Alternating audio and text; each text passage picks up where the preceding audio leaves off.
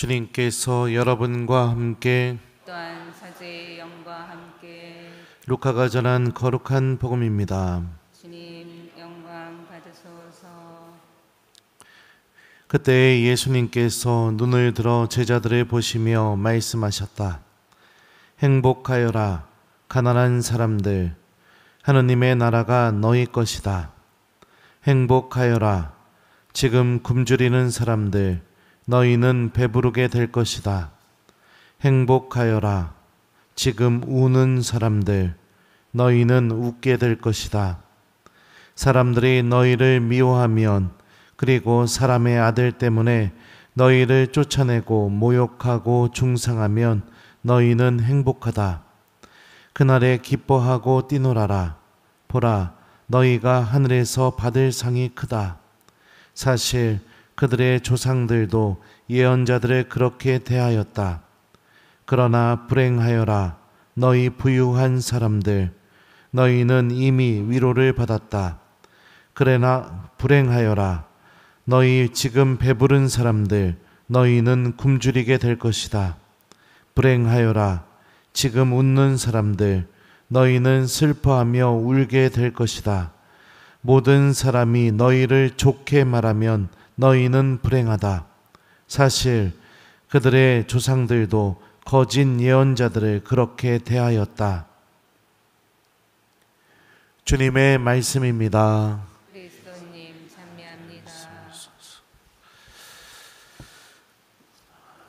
오소서 성령님. 행복하여라 가난한 사람들, 하느님의 나라가 너희 것이다. 안녕하세요. 여러분들은 가난한 게 좋습니까? 그래도 좀 부유해서 먹고 사는 걱정 안 하는 게 좋습니까? 1번 가난한 게 좋다. 2번 부유한 게 좋다. 몇 번이에요? 예. 자, 또 물어보죠. 자, 그러면 여러분들은 밥을 좀 막 쫄쫄 굶주리는 게 좋습니까? 아니면 먹으면은 좀 그래도 배부르게 먹고 사는 게 좋습니까? 1번 밥 먹을 때마다 내가 먹고 싶은 대로 실컷 먹지도 못하고 맨날 한 2숟갈만 먹으면 밥도 없고 하루 종일 그냥 밥 생각하면서 사는 게 행복하다. 2번 그래도 좀 먹으면 배가 좀 본당 신부 배처럼 빵빵해지게 그렇게 사는 게 좋다. 몇 번이에요? 자, 그 다음에 웃는 일이 많아지면 행복합니까? 1번 웃는 일이 많아지면 행복하다. 2번 자꾸 웃음이 사라지고 내 눈에서 눈물이 나오는 게 행복하다. 몇 번이에요? 자, 그러면 마지막 질문입니다. 자, 사람들이 여러분들 만날 때마다 1번 자꾸 안 좋게 얘기하고 눈빛도 별로 안 좋고 나에 대해서 안 좋은 소리 하는 것 같고 1번 이게 행복하다. 2번 나 만날 때마다 칭찬해주고 이쁘다고 해주고 그리고 또 그냥 너무 내가 좋다고 해주고 이렇게 얘기해 주는 게 행복하다. 몇 번이에요? 망했어요, 여러분들은. 망했습니다, 이제.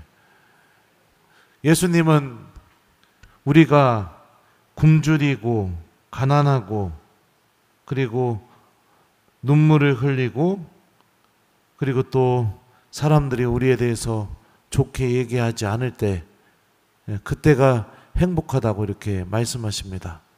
오늘 복음 어떻게 받아들이시겠습니까? 믿음을 갖고 있다면 우리는 더더욱 가난한 삶을 살기 위해서 살아가야 됩니다.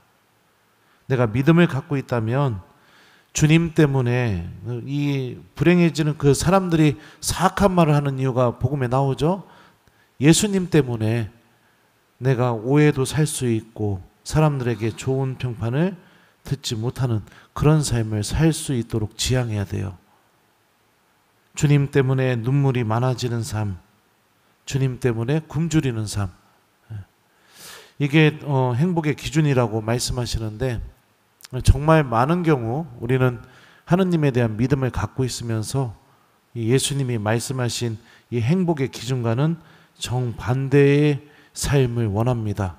기도도 정반대의 내용으로 기도해요. 더 부유해지기 위한 기도, 더 웃을 일이 많아지기 위한 기도, 더 배부른 일이 많아지기 위한 기도, 더 사람들에게 좋은 평가와 평판을 듣기 위한 기도. 어쩌면 우리 기도가 이루어지지 않는 이유가 뭐냐면 하느님의 눈으로 볼 때는 불행한 것들만 청하면서 기도하고 있기 때문에 우리 기도가 이루어지지 않는 것처럼 느껴지기도 합니다. 그러면 왜 가난한 것이 행복할까요? 굶주리는 것이 왜 행복하고 눈물 흘리는 것이 왜 행복하고 사람들이 나에 대해서 안 좋게 이야기하는 것이 왜 행복할까? 저도 신부로 좀 살아온 지 연식이 좀 이제 좀 됐는데 살다 보니까 많은 경험들을 해봤었습니다. 근데 돈이 좀 생겨 보니까 어떤 일이 벌어지게 되느냐?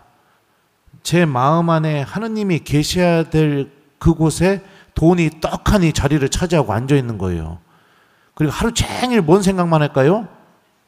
그 통장에 있는 돈 숫자 보면서 이 돈으로 뭐 할까? 이 돈으로 뭐 할까? 하루 종일 그 생각만 하고 있는 겁니다. 뭐가 사라질까요? 기도하려는 마음이 사라지게 되더라고요. 기도하려는 마음, 하느님을 찾으려는 마음, 이게 다 사라지게 되고 그 하느님을 모시는 그 자리에 그냥 나를 부유하게 만드는 그것이 딱하니 자리를 차지하게 되더라고요. 또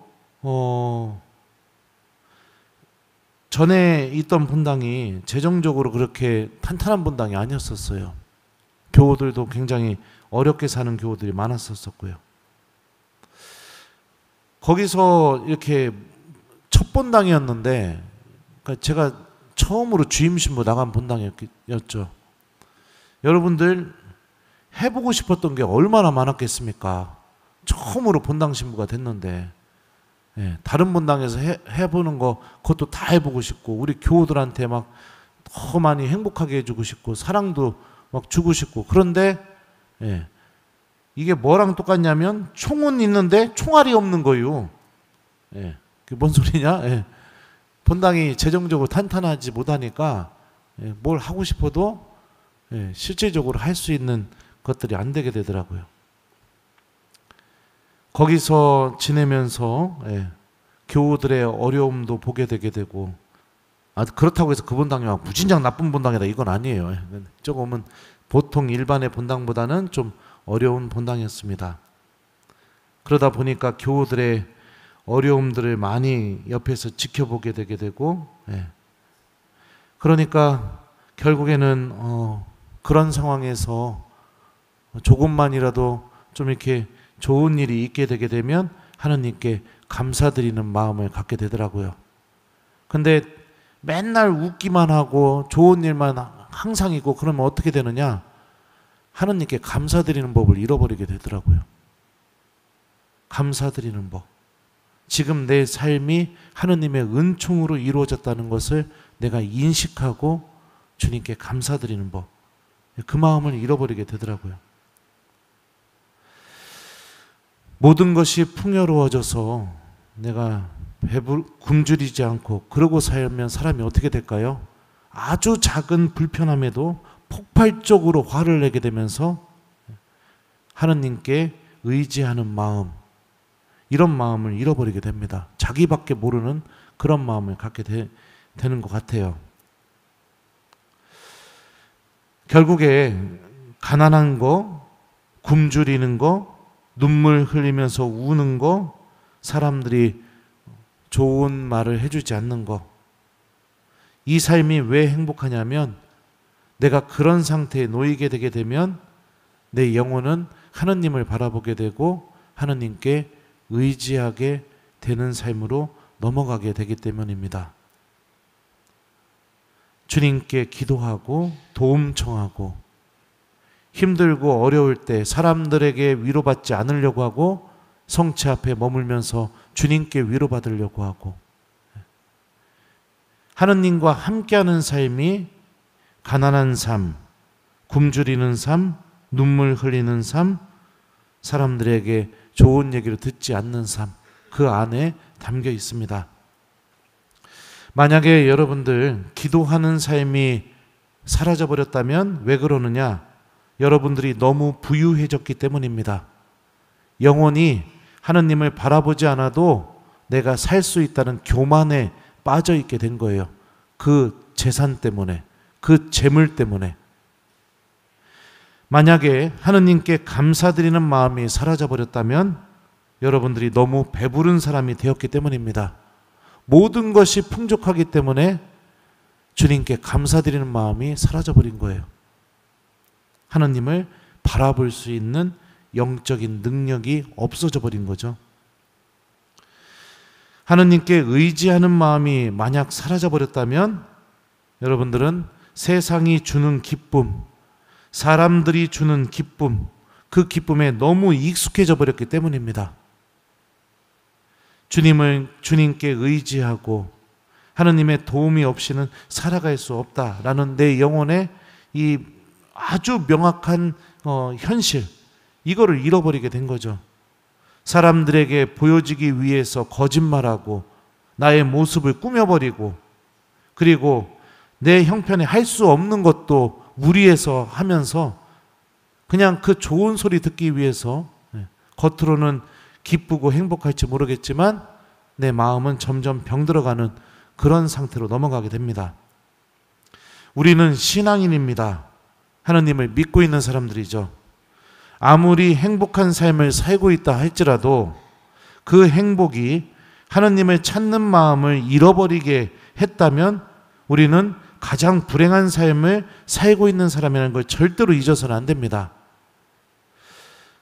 주님을 향해서 나아가는 우리들의 삶, 하느님 나라를 향해서 나아가는 우리들의 삶, 이게 우리 삶의 본질인 겁니다. 그렇다면 정말로 내가 행복한 삶으로 나아가는 길은 하느님을 찾고 하느님께 의지하고 하느님께 위로받고 하느님 안에 머무는 것, 이것을 회복하는 것이 바로 내가 행복으로 나아가는 것이죠. 그래서 예수님께서 우리에게 가난해지라고 말씀하십니다. 그래서 굶주려지라고 말씀하고 계시고 그래서 우는 사람이 되라고 말씀하시고 그래서 당신 때문에 사람들에게 좋은 이야기를 듣지 못하는 그런 사람이 되라고 주님께서 말씀하시는 거죠. 오늘 일독서 말씀도 들어보죠. 형제 여러분, 내가 말하려는 것은 이것입니다. 때가 얼마 남지 않았습니다. 이제부터 아내가 있는 사람은 아내가 없는 사람처럼, 우는 사람은 울지 않는 사람처럼, 기뻐하는 사람은 기뻐하지 않는 사람처럼, 물건을 산 사람은 그것을 가지고 있지 않는 사람처럼, 세상을 이용하는 사람은 이용하지 않는 사람처럼 사십시오. 이 세상의 형체가 사라지고 있기 때문입니다. 바오로 사도는 우리가 하느님 나라를 준비하면서 무엇인가를 소유하고 있는 사람처럼 살지 말라고 그렇게 우리에게 권고하고 있어요. 소유하고 있는 사람이 되게 되면 그 소유한 것 때문에 내 마음이 하느님으로부터 벗어나기 때문입니다. 그거 지키기 위해서. 그러니까 하느님 나라를 바라보면서 살아가는 신앙인의 모습은 뭔가를 소유하는 사람으로 살아가는 것이 아니라 하느님 안에 머물고 하느님을 바라보면서 살아가는 것이 이 하느님 나라를 잘 준비하는 신앙인의 모습인 거죠. 만약에 행복이 좀 사라져봤다면 오늘 여러분들 예수님 말씀 좀 실천해 보세요. 내가 좀 행복하지 않다 요즘. 그러면은 오늘 돈 좀 써보세요. 돈 좀. 내가 내 스스로 가난해지려고. 나를 위해서 쓰지 말고 이웃들을 위해서 돈 좀 써보시라고 오늘. 그러면 행복해질 겁니다. 그리고 나를 내가 그것만 바라보기만 하면 막 기쁘고 웃음 나오게 하는 거, 오늘 하루 그것 좀 내가 외면해 보세요. 예. 그러니까 예수님 말씀을 좀 실천해 보라고요. 내 삶이 행복하지가 않고 기쁨이 좀 사라진 것처럼 느껴지게 되면. 예. 그리고 또 이거 울어야 되는데 어떻게 울게 해야 되나? 예. 그래요. 너무 웃는 일, 나를 막 웃게 만드는 일, 거기서 좀 벗어나 보세요, 한번. 예. 그러니까 이렇게 우리가 예수님 말씀을 좀 실천해 보면 세상적인 것들이 주는 행복이 아니라 하느님만이 주실 수 있는 행복, 그것이 무엇인지를 조금은 느낄 수 있게 될 겁니다. 하느님만이 주실 수 있는 행복. 그래서 오늘 하루 우리 좀 더 가난해지고 좀 더 하느님을 우리 마음 안에 가득 채우려고 노력해 보면 어떨까, 저는 그런 생각이 드네요. 숙제는 오늘 하루 가난해지는 하루를 보내기, 요거를 좀 숙제로 좀 드리겠습니다. 내 마음을 뺏기는 것들, 그것들을 좀 내가 덜어내고 하느님이 나를 행복하게 해주실 수 있는 그런 영적인 가치들을 바라보면서 내가 물질적으로도 좀 오늘 하루 가난해져 보고 마음으로도 좀 더 가난해져 보고, 그러면서 오늘 하루 주님께서 주시는 행복으로 걸어나가는 오늘 하루를 보내봤으면 좋겠습니다. 행복하여라 가난한 사람들, 하느님의 나라가 너희 것이다. 아멘.